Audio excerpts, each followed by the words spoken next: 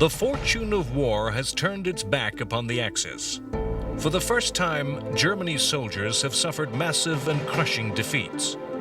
In the sands of the desert, the legend of Rommel has been shattered at El Alamein.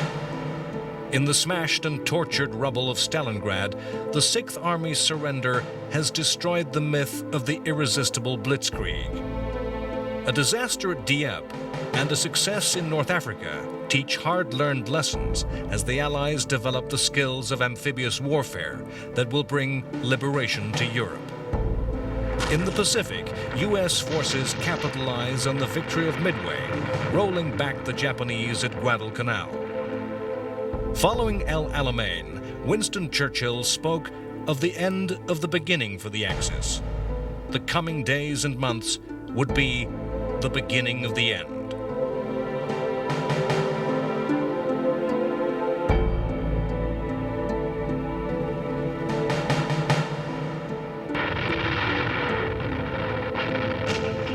The Battle of El Alamein in November 1942 had been decisive.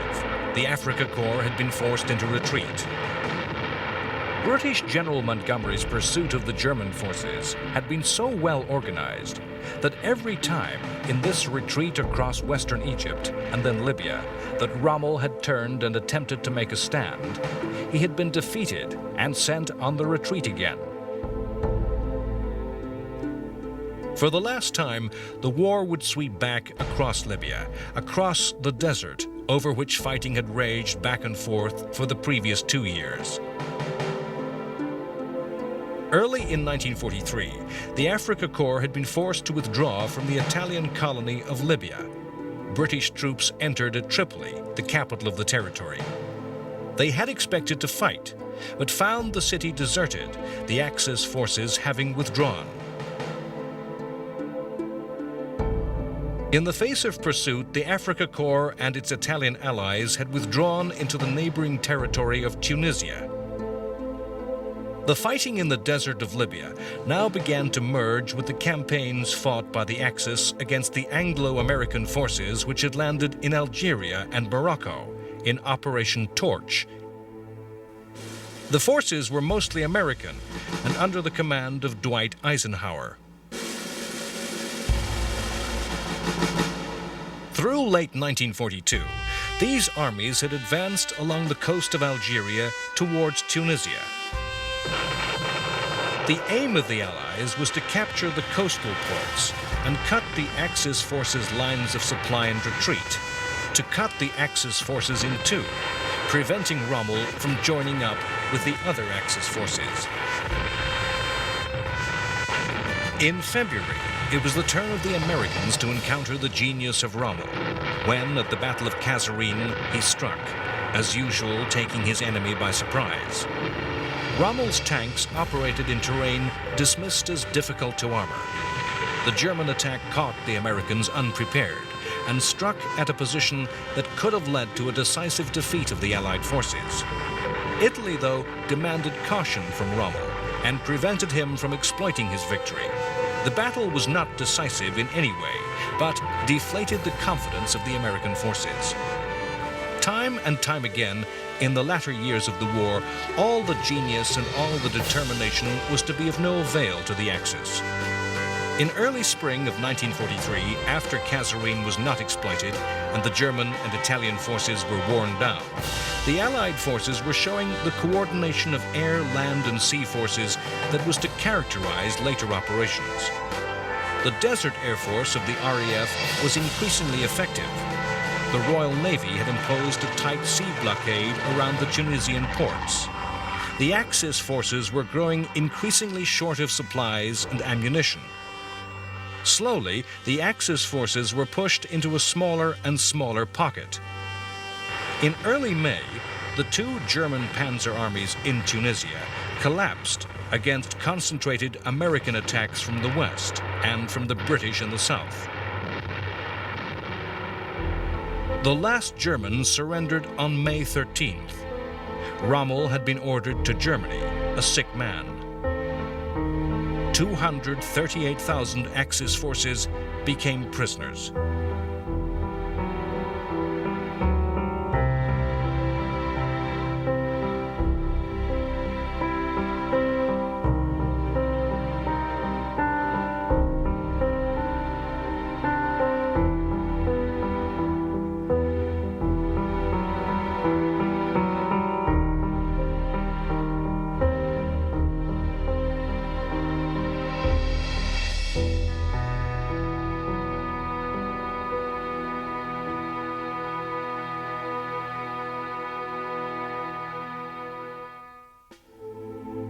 The operation in North Africa was a slow-moving process for the Allies, but lessons were learnt that were to pay results in the coming years. The war on the desert had seen important operations by the first of what were later to be called the Special Forces. It was in the Western Desert that Britain's Special Air Service Regiment was first formed. The first Special Forces had operated deep behind Axis lines, attacking supplies and airfields. Far away in Burma, in the war between the forces of the British Empire and Japan, Special Forces were also to play an important role. The Japanese army stood on the border of India, seeking to invade the most important territory of the British Empire. The two armies faced one another across the border, the British army making frontal counterattacks against the Japanese that failed to beat back the invader. The Japanese lines of supply were very long and passed through dense jungle. Britain developed new types of unit and new tactics to attack these tenuous lifelines. Units were specially trained to infiltrate deep behind the rear of the Japanese to conduct guerrilla warfare. The troops came to be called the Chindits, an anglicized corruption of the Burmese for lion. In the first wave, 3,000 Chindits entered Burma. They combined the traditional with the modern. Chindit columns cut through hot malarial jungle with mules as their means of transport.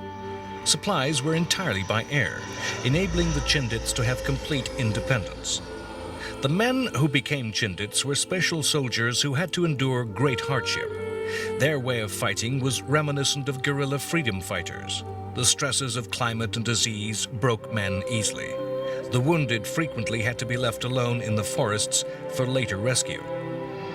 The Chindits made massive sacrifices in many operations, suffering casualties of 1/3. The fighting in Burma was the longest campaign fought in the war and was fought by the Japanese with two aims. They planned to invade British India. Once liberated from colonial rule, as the Japanese called their Asian conquests, the wealth of the subcontinent would be used to support the Japanese war economy. The Japanese also aimed to cut the only remaining land route via which supplies could reach and support the nationalist Chinese forces, a long, tortuous road that wound through mountain and jungle. Once they had succeeded severing this lifeline, supplies could only reach China by air, and a massive logistical operation was mounted by the United States Air Transport Command to fly the material of war. The air route became known as the Hump and was hazardous for the air crews involved, as the flights had to be made over high mountain ridges at the maximum height that the aircraft could safely operate. A pilot might have to take off in a tropical monsoon, fly through areas of severe turbulence, and have to endure icing before landing. Massive resources were poured into keeping this air route open. Eventually, a maximum of more than 20,000 U.S. airmen, 47,000 civilians, and 300 aircraft were used.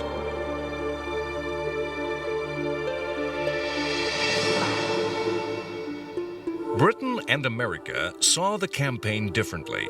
The British, under General William Slim, fought to defend territory for the sake of defending territory, to protect their Indian empire. The British forces aimed to push back the Japanese down the length of Burma. With Burma's long coastline, an obvious strategy would have been to use the amphibious landings to outflank the Japanese. But the Allied landing craft were needed elsewhere in the world, and the British troops were condemned to fighting a long war on land with the use of the Chindits deep behind enemy lines. The British Imperial forces faced an enemy that had long and vulnerable supply lines.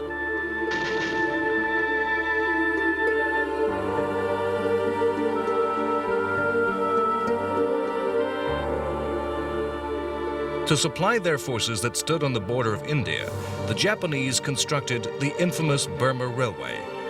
The climate of Burma's jungles ranks amongst the most unhealthy in the world.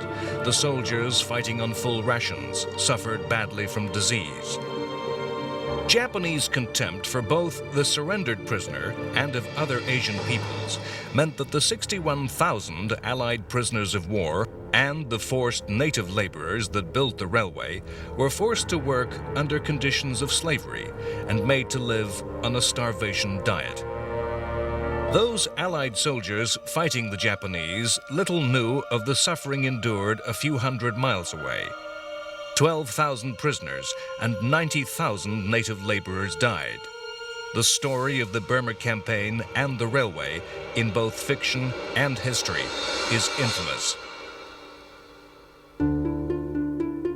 The Americans saw the defense and recapture of Burma as a means to an end, believing it important to supply China and so place pressure on the Japanese.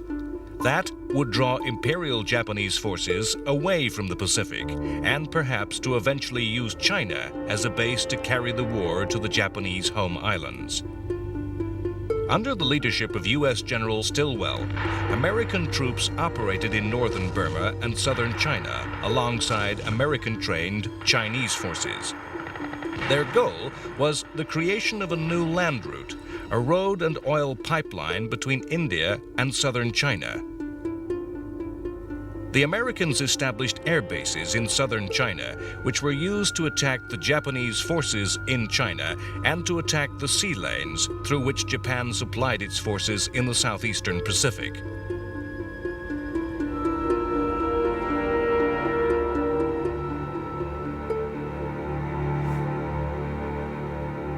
Those occupied territories over which the Japanese had spread a wave of conquest in a series of lightning campaigns in the early months of 1942 were the target throughout 1943 of a long, drawn-out series of attacks.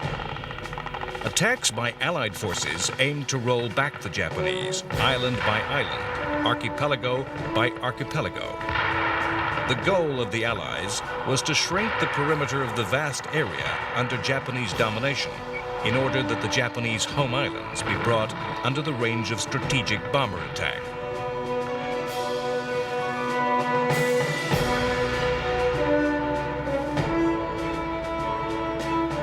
The Allied attacks came along two lines. To the south, under General Douglas MacArthur, along the large islands of the South Pacific.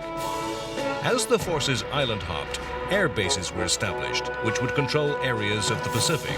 Japanese garrisons that were bypassed would then be starved of supplies through air superiority blockading their enemy.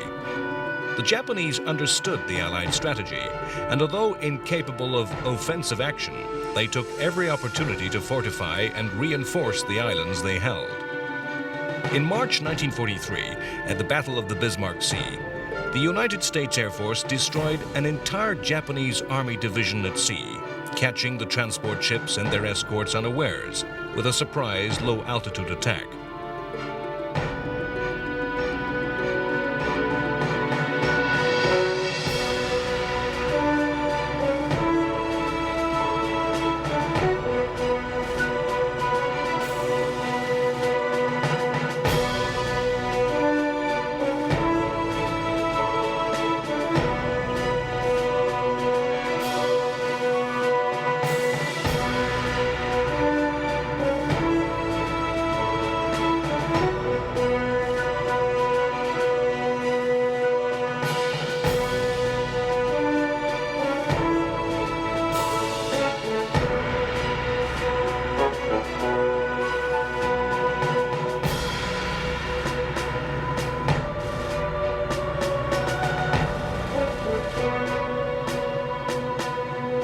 All through 1943, American and Australian forces fought to drive the Japanese from the island of New Guinea, which Japan had invaded as a stepping stone to Australia. Conditions for the troops that fought these New Guinea battles were terrible. Equipment had to be carried by hand along jungle tracks that switchbacked over a mountainous landscape. Torrential rains turning the earth to deep mud.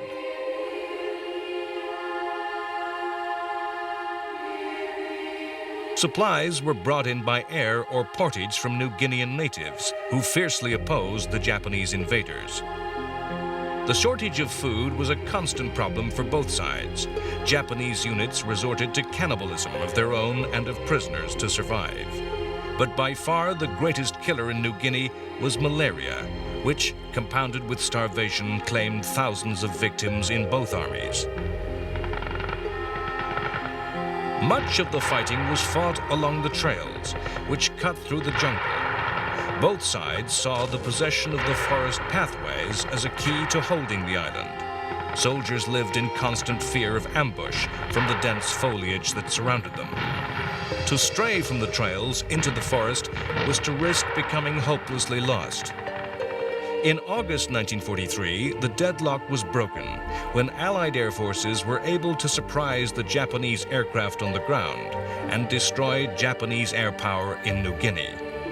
From that time, Allied air superiority coupled with intelligence gained from decoded Japanese signals meant that the initiative now lay with the Americans and Australians. The Japanese were to be driven into the depths of New Guinea's jungles and mountains to carry on resistance in determined defiance. To the north of MacArthur's advance, the U.S. Navy made another strategic thrust, but of a more revolutionary nature. The southern attacks were short moves of little more than 100 kilometers. They were jumps between large landmasses. Such projection of force through amphibious operations were not new in military history, and were projections of power that the Roman Empire would recognize. The massive industrial expansion of the Allies enabled a radical projection of force to be made. The U.S. Navy had been rebuilt following Pearl Harbor and had assembled a huge fleet of the most modern aircraft carriers. These forces enabled the American Navy to mount island-hopping operations over massive distances between islands thousands of kilometers apart in the Central Pacific amongst the tiny coral atolls. The forces of Japan were everywhere outnumbered, and in a series of operations, the American forces drew ever closer to the home islands of Japan.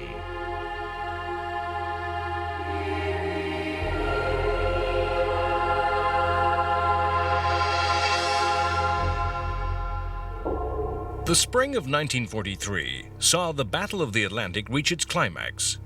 The struggle between the submarines of Germany and the navies of Britain, America, and Canada had been fought continuously during the whole time of the war.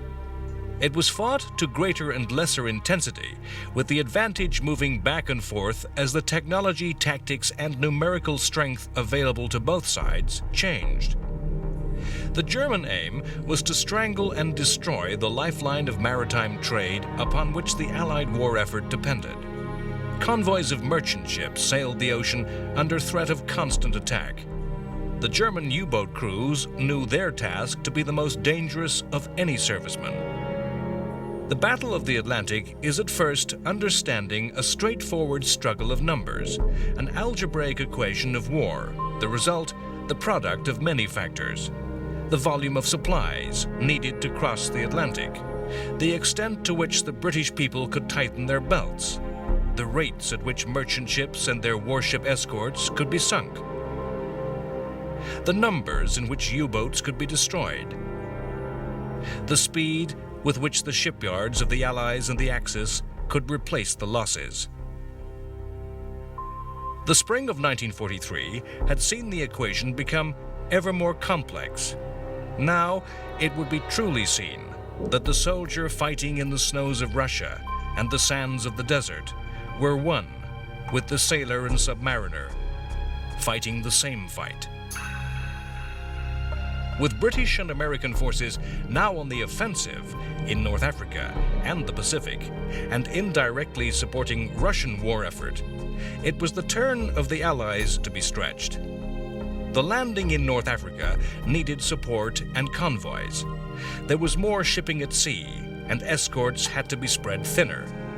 The Allies were forced to concentrate all their transatlantic shipping to one route, making the task of the U-boats easier. When in early spring 1943, the Germans were able to raise the number of U-boats all of a sudden from nowhere, the Allies were in crisis, and sinking of merchant shipping grew to dangerous levels. But the fact remained that now the initiative lay with the Allies. In January, faced with the losses, the Battle of the Atlantic was made top priority in the strategic planning, and all effort directed into the U-boat war. Special long-range aircraft were deployed, aircraft carriers now introduced to escort groups. The Battle of the Atlantic had been a grim, long slog. Now the American and British navies forced a decisive battle, making the dark calculation that the loss of 2 merchant ships for each U-boat would break the German Navy. By May, although shipping losses had reached their highest ever, more than 100 German submarines and their crews had been lost. The U-boats were withdrawn. It was another Allied victory, no less crucial than Stalingrad or Midway.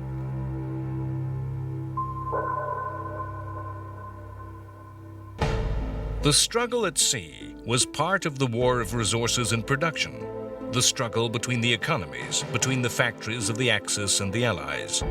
It was a struggle won by Britain and America and their allies, particularly Canada, who had mobilized earlier and utilized their economies better than the Axis, mobilizing the skills and talents of women, and extracting every scrap of effort and ingenuity to make more and better materials of war, and release as many men as possible for the armed forces. America did not use coercion to provide the workforce. Neither men nor women were conscripted. The energy and programs of the New Deal were continued. Vast migrations of population moved across the United States, lured by war work. The British economy overmobilized and had to recall men from uniform. The direction of the individual's life in the wartime economy was complete. 10% of Britain's conscripts were sent to the coal mines, not the forces. Maintaining the effort in the war factories, where long hours were endured, once the threat of immediate invasion or defeat had passed, was difficult. High wages and natural patriotism were not enough, and war workers in all countries were the targets of extensive propaganda campaigns. In America, the famous character of Rosie the Riveter was created to motivate women workers. In Britain, General Montgomery toured factories using his own individual brand of charisma to motivate the workforce. If the battlefront and the home front really get down to it this year, we can get the thing almost finished, that next year we just topple it over.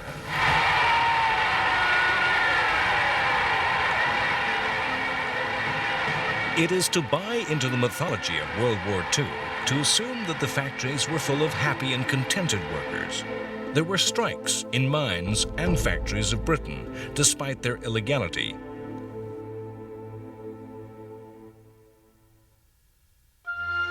The Industrial War was not simply a war of quantity. It was also a war of quality. The Allies and the Axis competed to equip their armed forces with better weapons. The secret weapon, the new weapon, features large in the fiction of the war. Science and technology did play a great part in the fighting. In March 1943, in a battle of this high-technology war, the British Royal Air Force mounted its famous Dam Buster raid.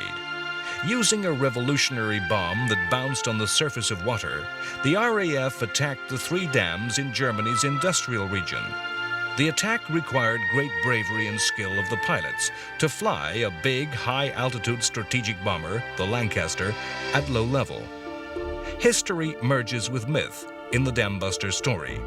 The raid cannot be counted a success. Although there was much flooding, industry was hardly affected, and the dams soon repaired.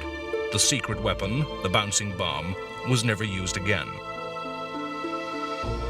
Many of the innovations were far less dramatic, but had greater impact. Allied fighter pilots in air-to-air combat enjoyed the advantages of the proximity fuse. A wartime invention, a miniature radar would explode shells as they neared the enemy aircraft. Science contributed in many ways. Scientists and mathematicians created the new discipline of operational research into the way military operations were conducted. The optimum search pattern used by an aircraft hunting a U-boat would be the product of scientific calculation. Much of this work remained intensely secret, unseen by the civilian and the ordinary soldier. In March 1943, the greatest secrets still remained buried deep, their full meaning known to but a few.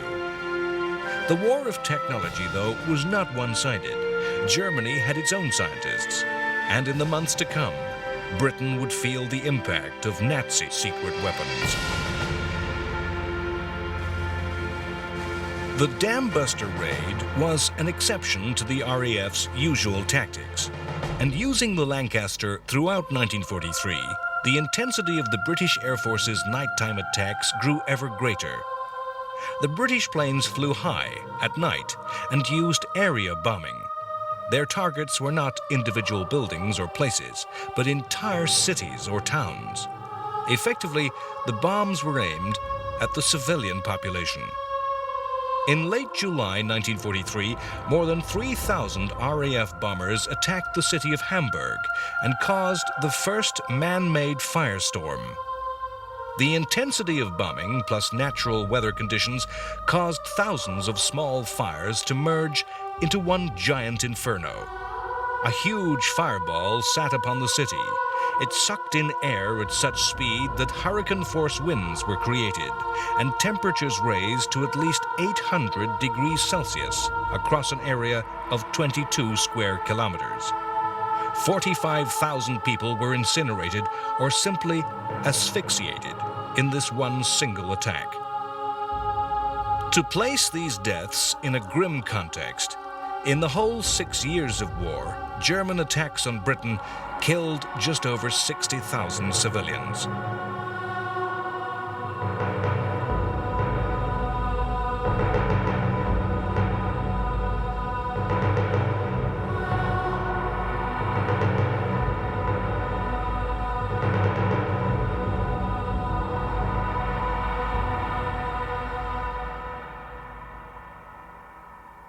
The United States Air Force mounted massive daylight raids aiming to make precisely targeted attacks upon targets of strategic importance.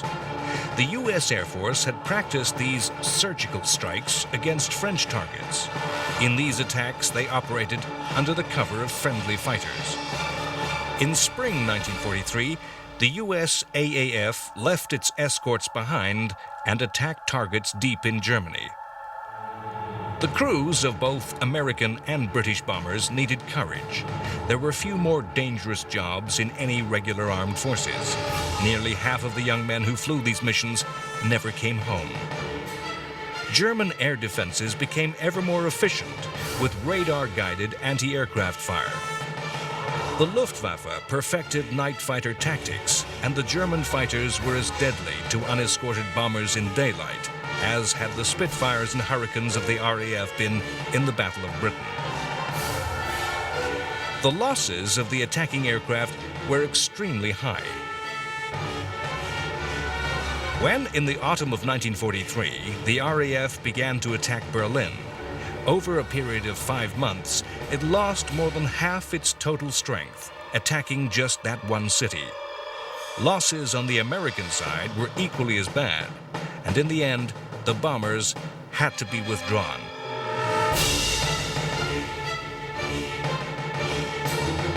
It was only the vast industrial effort that sustained the two air forces in their attacks. The strategic bomber offensive consumed perhaps half of the entire British war expenditure. It has been convincingly argued that in 1943, the strategic air offensive cost America and Britain more than was gained by the attacks on Germany. After the terrible Hamburg firestorm, production in the city was back at 80% of normal in just 5 months. During and since the war, debate has raged about both the military value and the absolute morality of strategic bomber offensives. Even during the war, the rights and wrongs of these attacks on civilian targets caused disagreement, which persists to this day. To many, the architect of British area bombing strategy, Air Marshal Arthur Harris, is classed as a war criminal. In the context of the war, the deaths of perhaps as many as 1 million German civilians to these attacks have to be weighed against millions of other losses.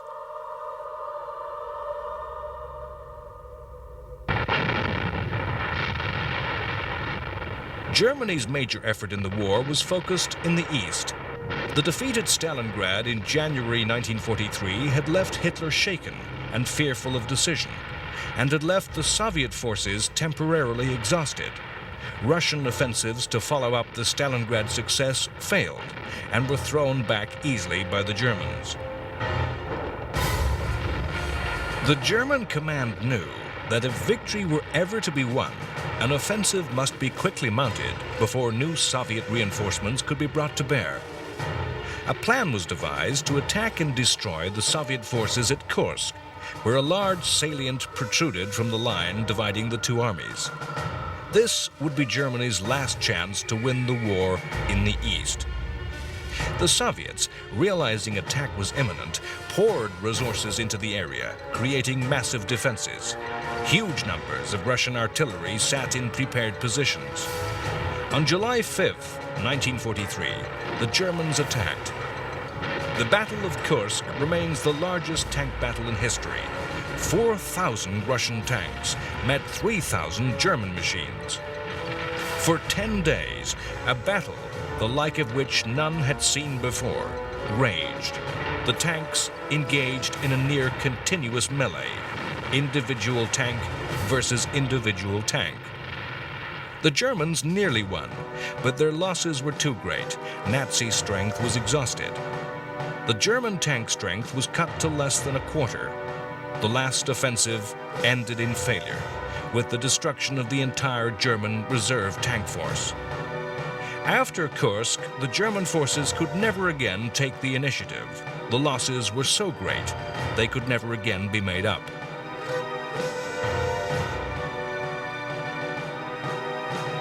Hitler ordered that the German army retreat behind a specially constructed line of defenses, to be called the East Wall, and hold that line. Resources, though, had not been available for its construction, and for its most part, the East Wall remained a line on the map. The Russian forces paid heavily for their victories in the expenditure of both material and human life. Yet in sharp contrast to the Nazis, the numerical strength of the Soviet forces continued to grow, drawing on the vast reserves of the huge Soviet population and country.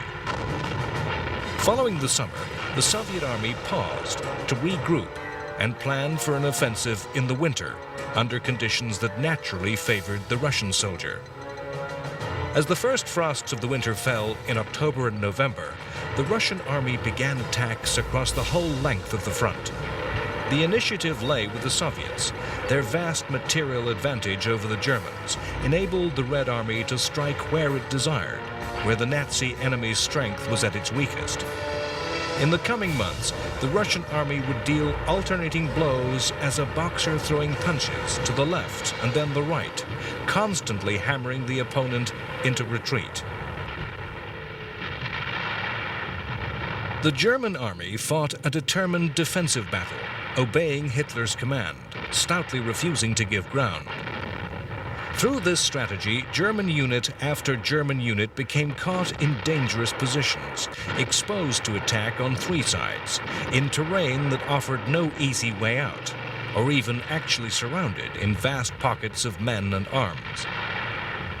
Hitler was persuaded in January 1944 to retreat, and in a series of battles the endangered forces were pulled out.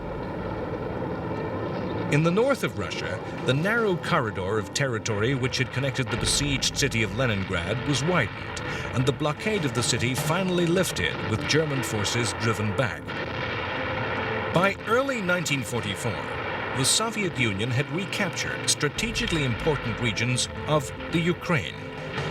Russian forces had even reached the 1939 eastern border of Poland. In the face of the seemingly endless growth of Soviet strength, Hitler's generals appealed to the dictator for reserves.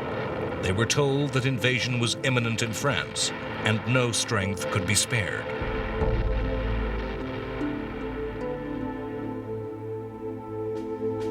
In the summer of 1943, when the Battle of Kursk was at its height, Hitler had been distracted by yet another challenge from the Allies.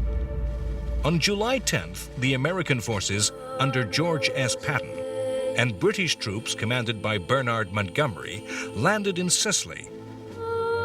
The aim of the attack was to surround Germany with pressure on all sides and force Hitler to draw strength away from Russia. The Americans were unconvinced about the landing. They believed it another of Churchill's wild, indirect strategies and thought the attack should instead be made in Northern Europe. Yet that attack could not yet be mounted, and powerful arguments were made that forces flushed with victory and battle experience in North Africa would be ill-used if sent back to Britain to sit in camps awaiting fresh action. Needless to say, this last was a judgment of high command, not the soldier on the ground.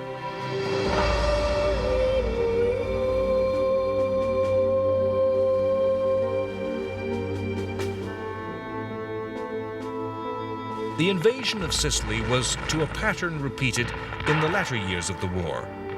A deception had been perpetrated on the Germans. A dead body was placed by a British submarine, a supposed victim of a plane crash. The dead man carried papers which said that the preparations aimed at Sicily were a ruse, that the real target was Greece. The Germans were fooled. The pattern of closely coordinated attacks by the armies, air forces, and navies of different countries meant that the British and American forces landed against only weak opposition.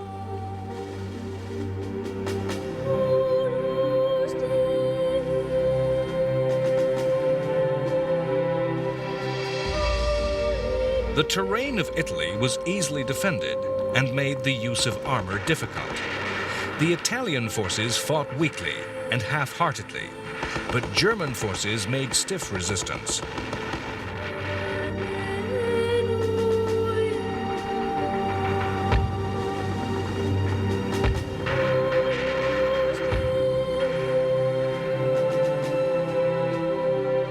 Using seaborne force to outflank successive German lines of defense, the Germans were driven back and evacuated the island by the end of July. The capture of Sicily brought little military advantage. The German forces drawn into the campaign were not in the main taken from Russia. The Allied lines of communication to the Middle East, which Sicily threatened, were already secure. Yet the invasion did bring about dramatic political change in Italy. The Italian High Command, who had never truly accepted Mussolini and fascism, were convinced by the failure of the Italian forces that Italy should change sides. On July 25th, Mussolini was arrested and imprisoned, and the new Italian government immediately entered secret negotiations with the Allies.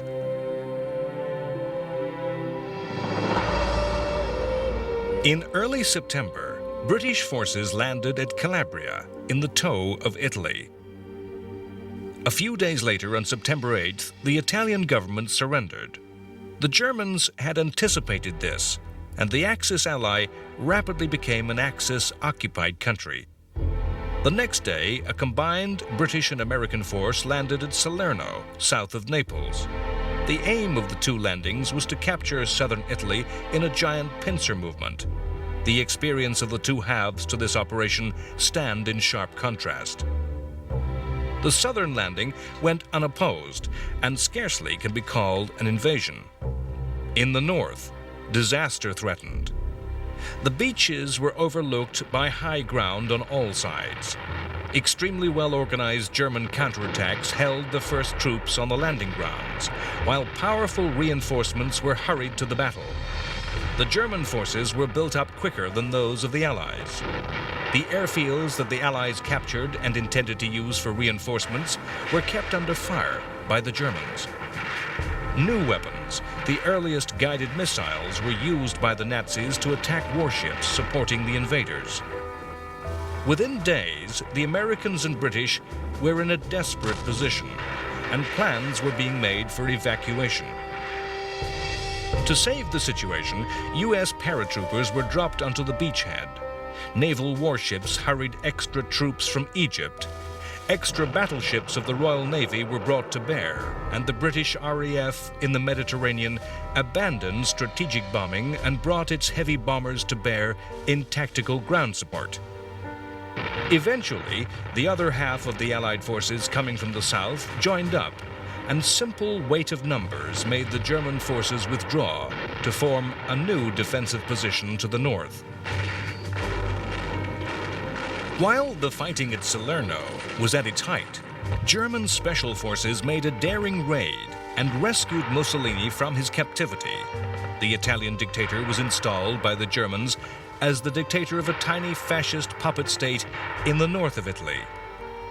The comparative success of the Germans at Salerno convinced Hitler that the Italian campaign should be fought in a spirit of complete defiance, that not a centimeter of ground should be yielded.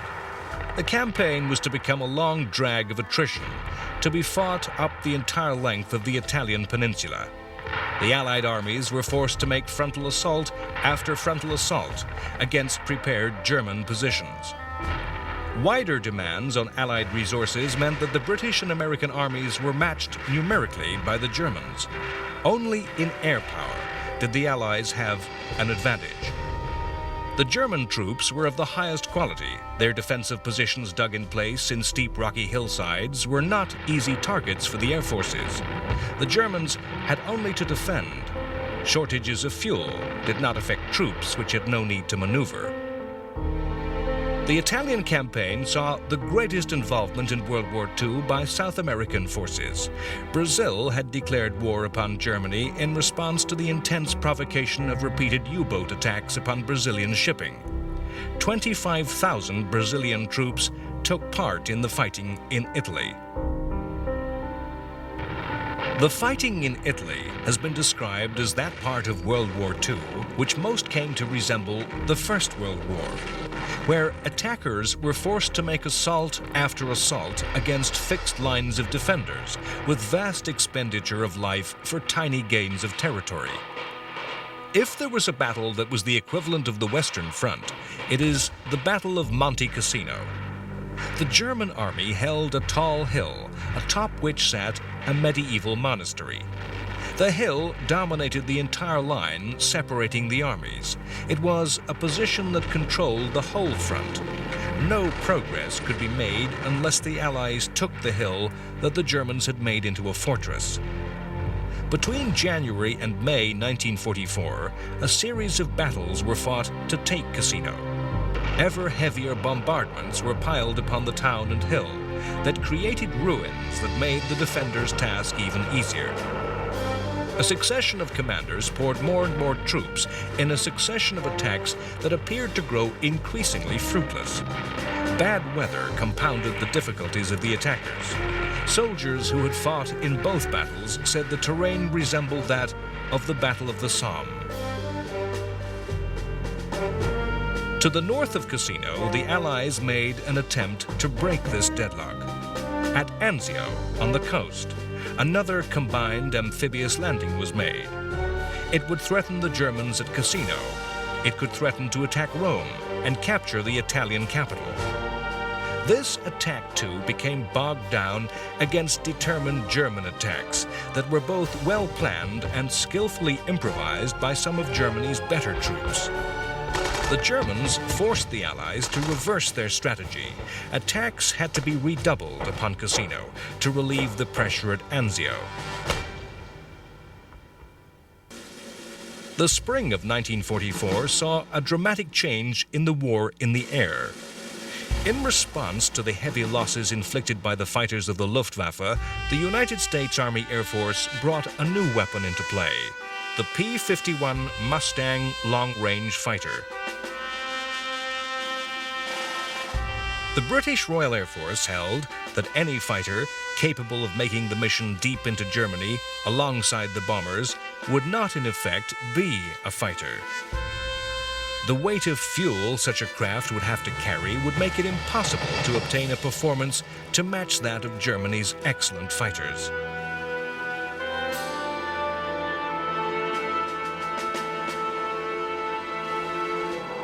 The Mustang owed its extended range to the simple invention of the underwing drop tank, made of cardboard, which could carry the extra fuel to extend the aircraft's range, and then be dropped to improve performance. The new fighters were not simply long-range. They were also of a superior design as fighting machines that could match any fighter that the Luftwaffe could put into the sky. As 1943 turned into 1944, the United States Army Air Force began a bombing campaign which was, in the end, to prove decisive. The bombers were now used to draw up the defending fighters that were engaged by the Mustangs. Now, the war of numbers, the war fought in the factories of industrial might, began to tell against the Germans. The Americans were able to slowly and systematically destroy the Luftwaffe's fighter force plane by plane, pilot by pilot. In February, mass attacks by the long-range fighters were coupled with bombing raids by both RAF and US Air Forces aimed at German fighter production. Factories were targeted for the full weight of the Allied Air Forces. Plane by plane, pilot by pilot, the German Air Force was destroyed. As its strength grew weaker, the task of those pilots that remained grew more difficult. It became easier for the USA to make daylight raids, easier for the RAF at night. In the late autumn of 1943, for the first time, all three leaders of the Allies met together at Tehran, in Iran. Britain and America agreed that the invasion of France would go ahead in the following year, accompanied by landings in the south of France. Stalin agreed that the Soviet Union would mount an offensive in the east at the same time. There was an unwritten and highly secret agreement that once the war against Germany had been won, the Soviet Union would attack Japan. Nowhere in the world could the Axis forces take the initiative. Nowhere could they carry war to their enemy. Axis strategists were helpless to counter Allied attacks, bereft of inspiration that would counter the moves of their opponents. Everywhere, the Axis soldier waited behind defenses, scanning the horizon for the signs of attack. Everywhere, the Axis civilian lived in fear. In the spring of 1944, the warring world knew the endgame of the fight was about to begin. A year before, the Allies at the Casablanca Conference had spelled out their war aim as the unconditional surrender of the Axis forces. Now they prepared to take the final steps that would destroy their enemy. Next time on World War II, The Complete History, the deadlock breaks at the Battle of Monte Cassino and Rome falls to the Allies. As Rome is liberated, the great invasion of northwestern Europe begins on D-Day with Operation Overlord. The greatest amphibious operation in the history of warfare sees Allied armies swarm ashore the coast of Normandy. Simultaneously, American armies land in southern France. By the end of the summer, Free French leader Charles de Gaulle leads a victorious entry into Paris. Swamped by the force of numbers, the Nazis respond with secret weapons, using technology that belongs to the future. The first cruise missile, the V-1, appears in the skies of England. Then, more deadly, the first ballistic missile, the V-2, brings death to London. The British government at first denies that a new weapon has been unleashed. An attempted assassination of Hitler fails. In the Pacific, the Japanese islands come within range of new giant B-29 bombers that bring systematic devastation to Japan's cities. Douglas MacArthur fulfills his vow to return to the Philippines. Japan invokes mythology and history with the kamikaze suicide attacks. Everywhere, the Nazis are rolled back. Greece is liberated, but there is no peace for its people as civil war breaks out and Greek kills Greek on the streets of Athens. Attempting to shorten the war, British General Montgomery commits his airborne forces too far with attacks upon Rhine crossings at Arnhem. The result is disaster, and the war continues into yet another year.